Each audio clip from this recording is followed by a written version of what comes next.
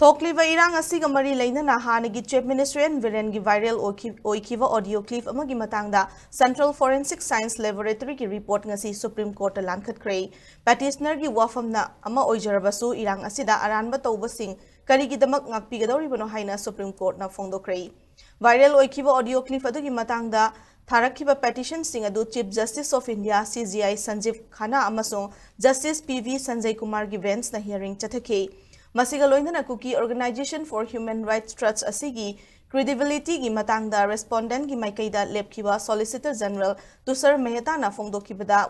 ukhalakhiba wafamda Supreme Court na wafam sing asi fongdorakibani court ki maikaida gi makha taraduna petitioner gi wafam tokraga irang asida aranba tawramlabadi madubu ngakpiba gi maram leite FSL gi report adu yengsilaba matungda court na hai government authority amoina nahaki officer singda ningthi na haigadabani Amaramda Tushar Mehta na mahaki wafam the case asigi matangda hauzik thijanbagi thabak chathari hiram asida makhata na thama thijanbagi matam mathautai petition asi high court na fawba lokhatpa yai haike adumoina magsil coverda lankhalakhiba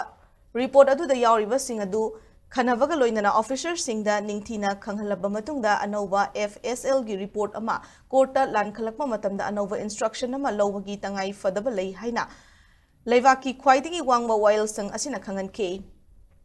Loinana July Kun Mathoidagi Hona Amu case Asigi Matangda Kananava released Tauri Haina Court na Kanganke, case Asida petitioner ki Maikaida advocate Prasan Bhushan na Leplivane.